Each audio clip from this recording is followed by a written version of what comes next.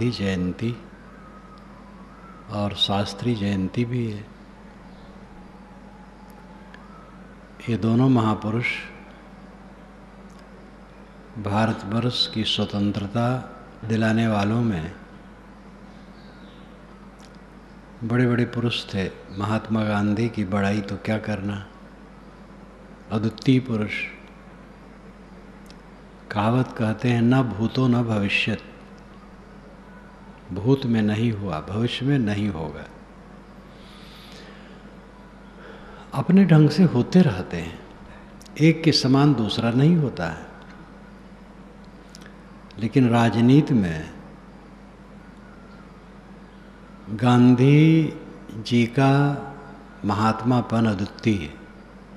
महात्मा तो एक से एक धुरंधर हुए हैं,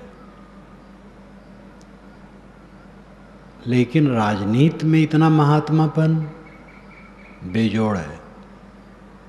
प्राक इतिहास काल में हम जनक को सुनते हैं कि वह राजा थे और ब्रह्मज्ञानी थे। सुनना ही नहीं है, उपनिषद में उनका विस्तृत वर्णन है। बृहदारण्यक उपनिषद में तो क्या पूछना। याज्ञवल्क उनके गुरु थे। ब्रह्मज्ञान की सभा वहाँ लगी रहती थी। तो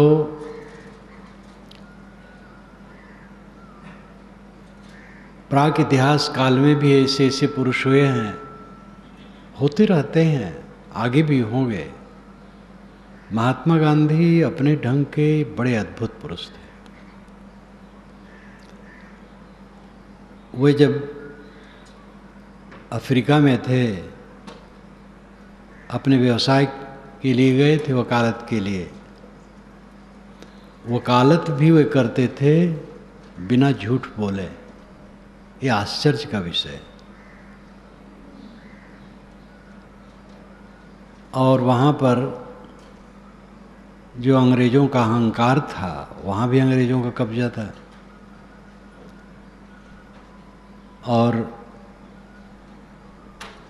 गैर अंग्रेज़ों को लोग जो तिरस्कृत करते थे और धकियाते थे, उसको देख करके उन्होंने वहाँ क्रांति की, आंदोलन किया। जो पढ़े लिखे लोग हैं सब जानते हैं। और वहाँ से वहाँ उनकी सुकीर्त बहुत फैली, उनके त्याग और तप से। जब वे भारत चलने लगे पति पत्नी, तो वहाँ के लोगों ने उनको खूब धन दिया, कस्तूरबा को अलग से भी दिया।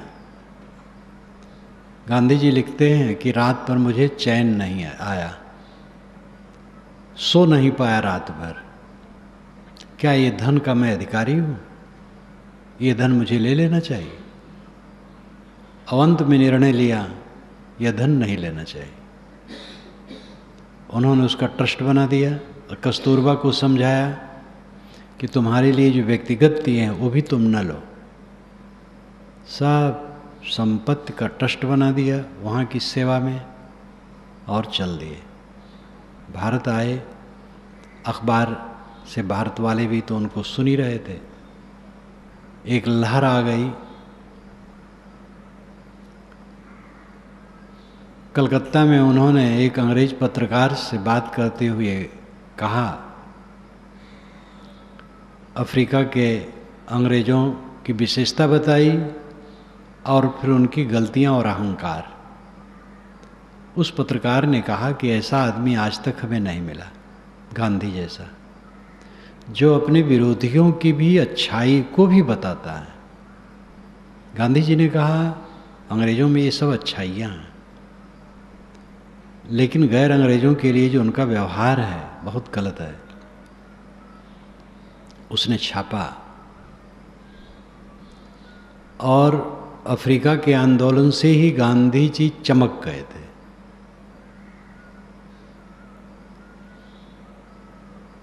इसके बाद उनका काम चलता गया। फिर अफ्रीका गए, कुछ दिन रहे, फिर आ गए। फिर यहाँ का विस्तृत काम उन्होंने किया। जब उन पर जिम्मेदारी डाली गई तो उन्होंने भारत को घूम करके अच्छी तरह से देखा। तो उस समय की गरीबी और दरिद्रता और अधिक, उन्होंने ये अपनाया कि मैं गरीबों में रहूँगा और अपने पर संयम उन्होंने किया, संतुलन हर बात में, गरीबों में रहना शुरू किया, काम किया।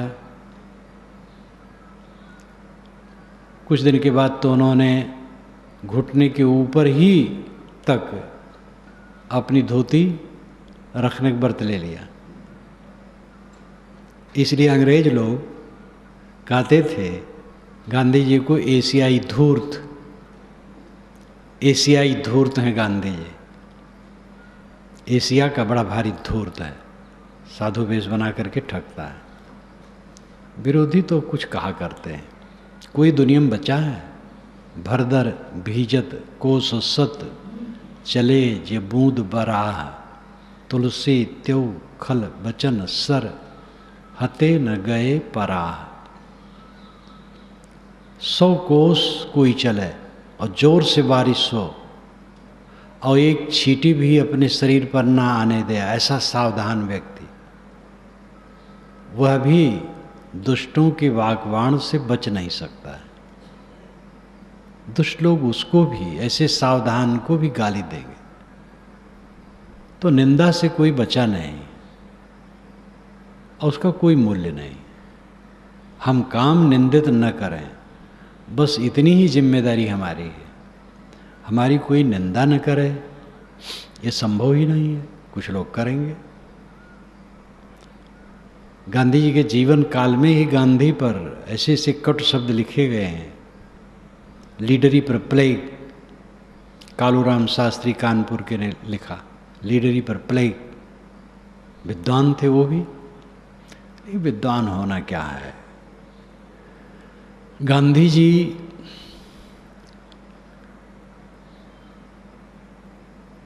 ऐसे महापुरुष हैं। आइंस्टीन ने लिखा था कि अगली पीढ़ी में जब लोग आएंगे तो उनको आश्चर्य होगा। वो कहेंगे क्या हाड़ मांस का ढांचा ऐसा कोई हो सकता है? उनको कल्पना लगेगी, गांधी जी कल्पना लगेंगे, ऐसा भी कहीं हो सकता है। लेकिन गांधी जी वैसे थे। उनकी आत्मकथा पढ़िए तो आश्रम की कथा लगती है और एक साधु की कथा लगती है। राजनीति की बात बीच में आती है, लेकिन एक साधु शाही जीवन उनके पूरे जीवन में दरसता है। आज भी कितने लोग हैं गांधी की आलोचना करते हैं, लेकिन उनमें कई लोग समय आने पर कहते हैं हम गांधी के रास्ते पर हैं। आलोचना करने वाले भी आलोच्य पुरुष की अच्छाई को जानते हैं। वे आलोचना करते हैं कुछ अहंकार बस, ईर्ष्या बस, स्वार्थ बस। आलोच्य वही होता है जो ज़्यादा प्रसिद्ध होता और बहुत काम करता है।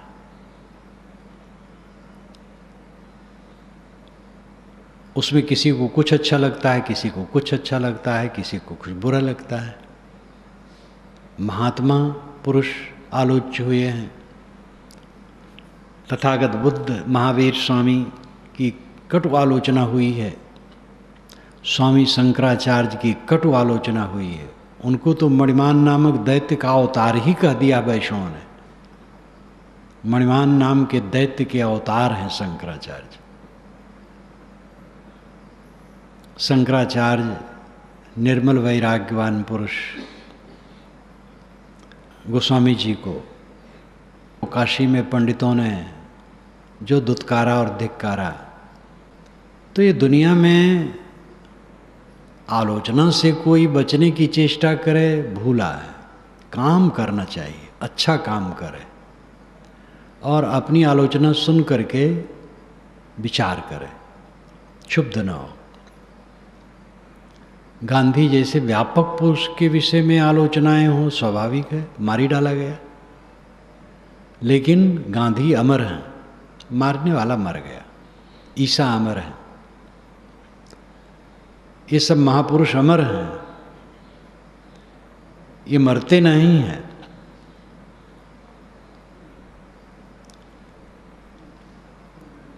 जो मरता है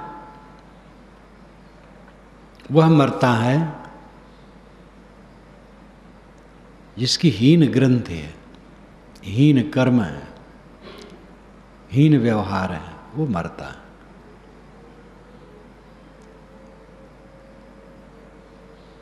लाल बहादुर शास्त्री भी अपने ढंग के महापुरुष थे।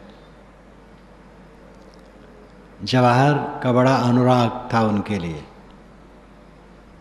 वो तो धोती कुर्ता पहनते थे। एक बार विदेश जाना था तो जवाहर ने उनके लिए सूट सिलवाया जैसे अपना पहनते हैं, उस ढंग का शेरवानी, पतलून इत्यादि तो दलमल करके खुद पहनाया उनको।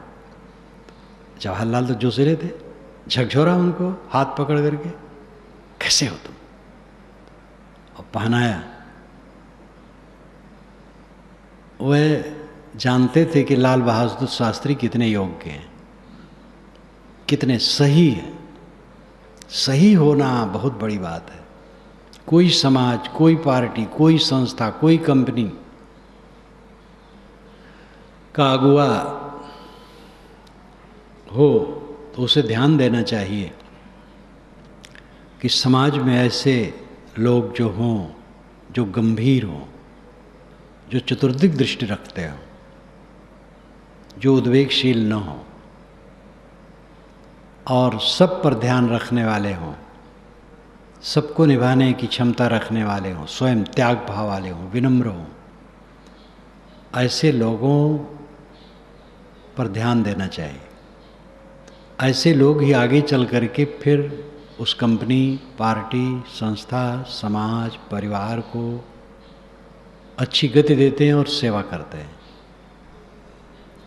समाज हो, पार्टी हो, संस्था हो तो नाम है, मनुष्य होते हैं। कुछ मनुष्य ऐसे होते हैं जो संतुलित होते हैं, सम्यक विचार वाले होते हैं, गंभीर होते हैं, निष्काम होते हैं, निर्माण होते हैं, उद्वेग रहित होते हैं और वे व्यापक रूप में अपेक्षा काम कर सकते हैं। इसलिए समाज के अगुवा को यह ध्यान रखना चाहिए और उनको ऐसे ऐसे कामों में लगाना चाहिए जिससे उनकी प्रगति हो, आगे चल करके वे व्यापक सेवा कर सकें। जवाहर का भाव शास्त्री के लिए था। शास्त्री जी कुल 18 महीना प्रधानमंत्री रहे, लेकिन उसी में अपने कर्तव्यों से चमक गए। ये दोनों महापुरुष की तुलना तो नहीं है, गांधी की तुलना तो गांधी से ही है, लेकिन अपनी जगह पर शास्त्री जी भी महान है। ये दोनों की जयंती का दिन आज है। कुछ महापुरुष ऐसे होते हैं जिनकी लोग याद करते हैं। ये दोनों राजनेता हैं। महात्मा गांधी भी महात्मा होते हुए भी राजनेता हैं। उन्होंने खुद कहा था कि मेरा महात्मापन राजनीतिक है, आगे उड़ जाएगा। ऐसा वीर पुरुष, स्वयं अपने के लिए कह लेने वाला कबीर जैसा अद्भुत पुरुष था।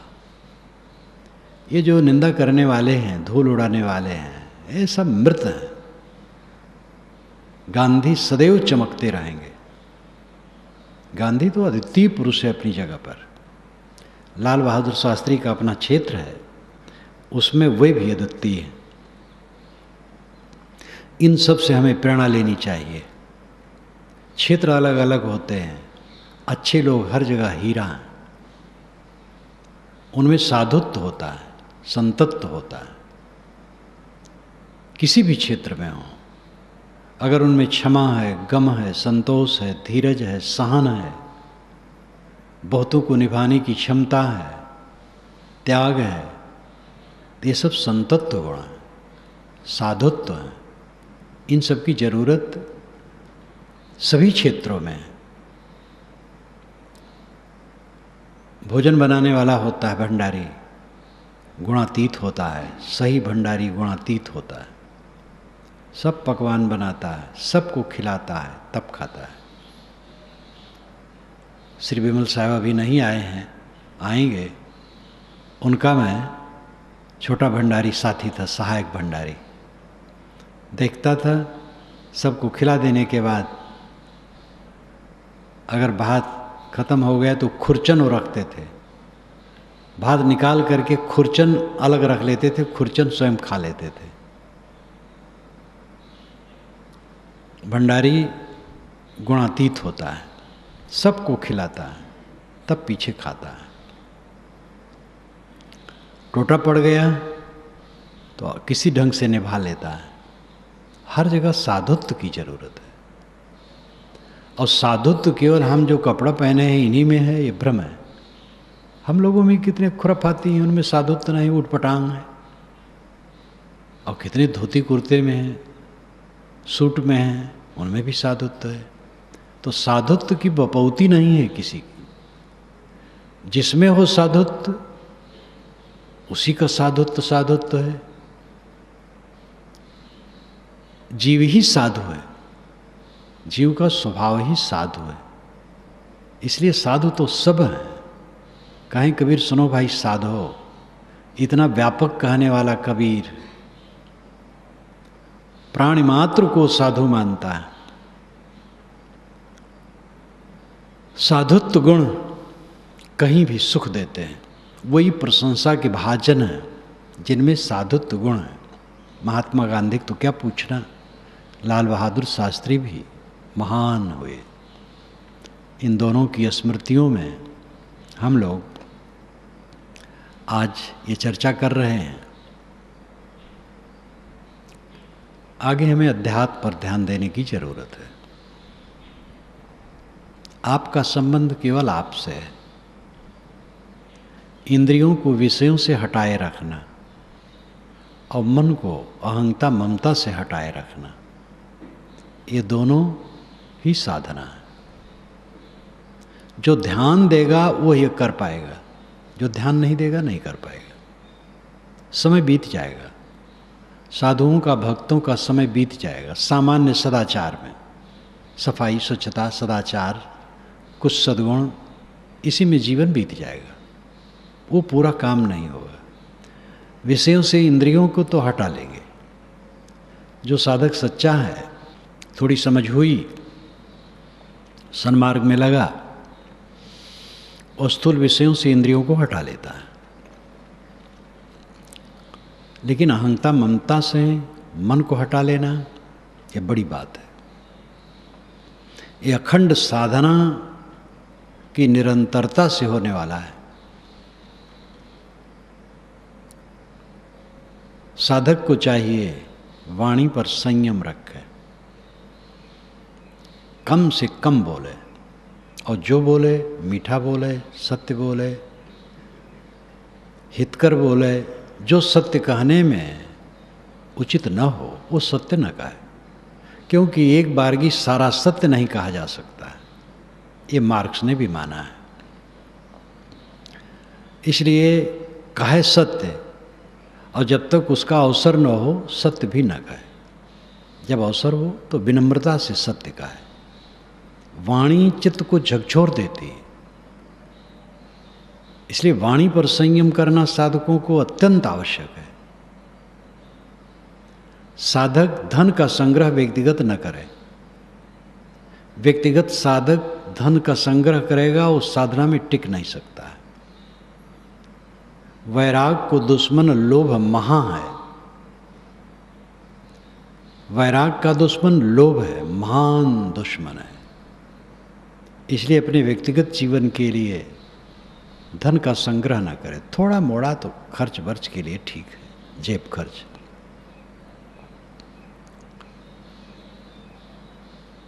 दूसरे की आलोचना में न पड़े, दूसरे की बुराई देखने में न पड़े, निरंतर अपने को देखे, सेवा का जो काम हो कर ले, और फिर लोक वार्ता में समय न बिताए, राजनीतिक वार्ता में न बिताए। राजनीतिक वार्ता से तो दूर रहना ही चाहिए। ऐसी ही लोक वार्ता बिला वजह की चर्चा करने बैठे और वही चर्चा करते रह गए। ज्ञान वैराग के प्रसंगों का अध्ययन करें, ध्यान करें, चिंतन करें, चित्त निग्रह करें।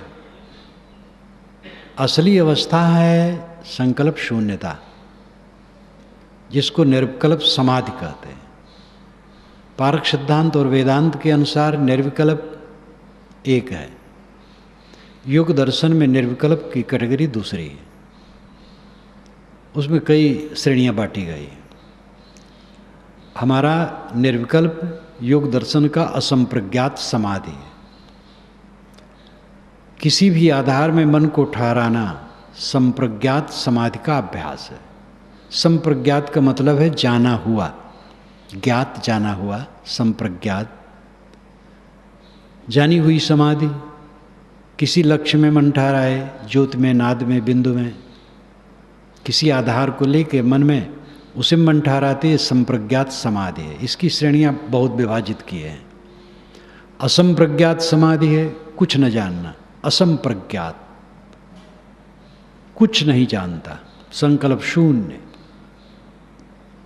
पारक सिद्धांत के अनुसार वो निर्विकल्प है, वेदांत के अनुसार भी वो निर्विकल्प है। कल्पना न उठना।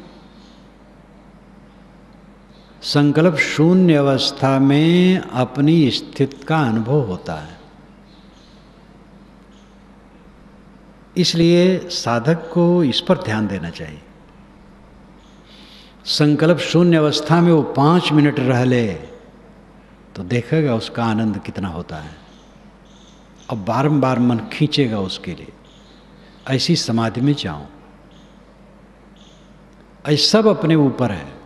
मन की खुराफात छोड़ दो, भोगों की लालसा छोड़ दो, खाने पीने की भी लालसा न रखो।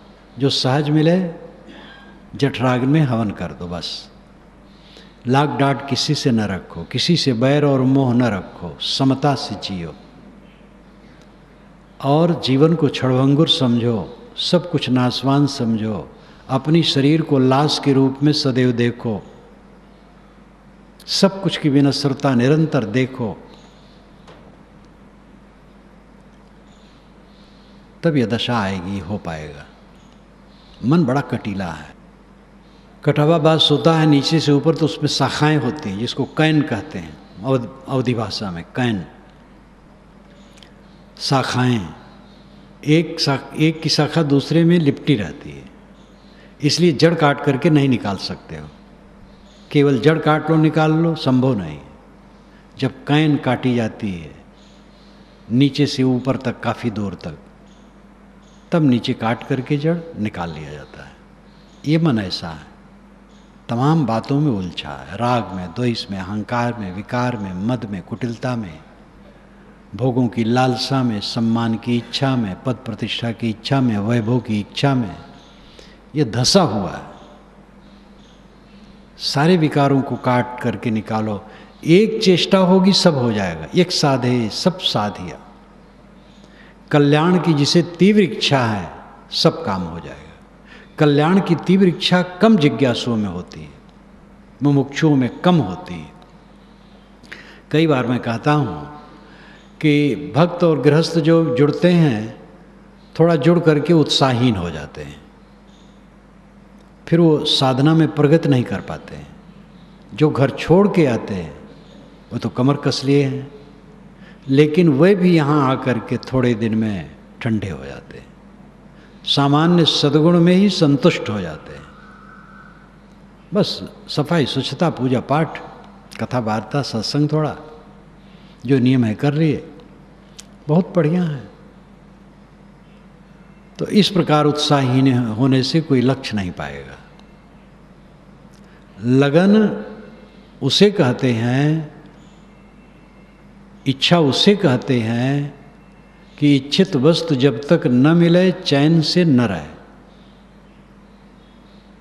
इच्छा भी है, मुमुक्षा है, मोक्ष की इच्छा है, और मोक्ष नहीं मिल रहा है और चैन से खा पी रहे हो, कहाँ मुमुक्षा है?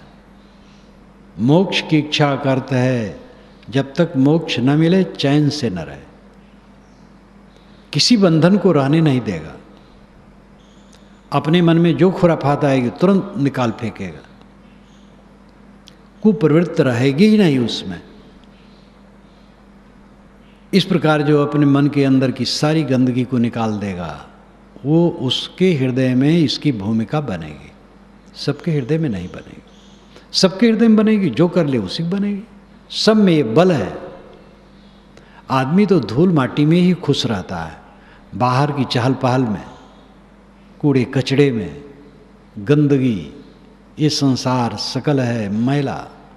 राम गहे ते सूचा, कहें कबीर राम नहीं छाड़ो, गिरत परत चढ़े ऊंचा। ये सारा संसार मैला है, राम को पकड़ो वही स्वच्छ है। राम अंतरात्मा है, राम परब्रह्म, अल्लाह खुदा गॉड ईश्वर, ये स्वसत्ता ही है, आत्मा ही है, और वो उसका स्वभाव ही है निर्विकल्प, उसमें कल्पना नहीं, मन उसमें नहीं है।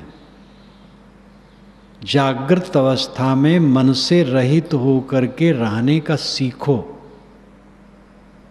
बैठो और मन रहित हो जाओ, यानी संकल्प रहित हो जाओ। यह संभव नहीं है। कल्पना कोई न समझे कल्पना है, तो सुना दिया जाता है जिससे लोग ध्यान दें, होता नहीं, ऐसी बात नहीं, होता है। और इसी अवस्था में पहुंच करके कृतार्थता होगी, परमानंद की प्राप्ति होगी, परम सुख की प्राप्ति होगी। अब की पुरिया जो निर्वारे सोजन सदा आनंदा। हमें जो कुछ मिलता है छूटता जाता है। जागृत अवस्था में स्वप्न नहीं रहता है, स्वप्न में जागृत नहीं रहता है, सुसुप्त में दोनों नहीं रहते हैं, लेकिन मैं सब में रहता हूँ। और सब में रह करके सब में अपने को बेच करके दुखी हो। सबसे अपने को निकाल लेना, कहीं अपने को न बेचना। सबसे, श्री पूर्ण साहेब ने बीजक त्रिज्या में लिखा, सबसे अपने को अलगाए लेना। कोई भी विवेकवान है सब यही कहते हैं। स्वामी शंकर बारंबार यही कहते हैं, कबीर साहब बारंबार यही कहते हैं, कपिल महाराज बारंबार यही कहते हैं, बुद्ध महावीर यही बारंबार कहते हैं, सूफी संत यही बारंबार कहते हैं। भक्त कभी भी जब आत्मज्ञान की तरफ ध्यान देते हैं तो यही कहते हैं, क्योंकि परम विश्राम इसी में होने वाला है।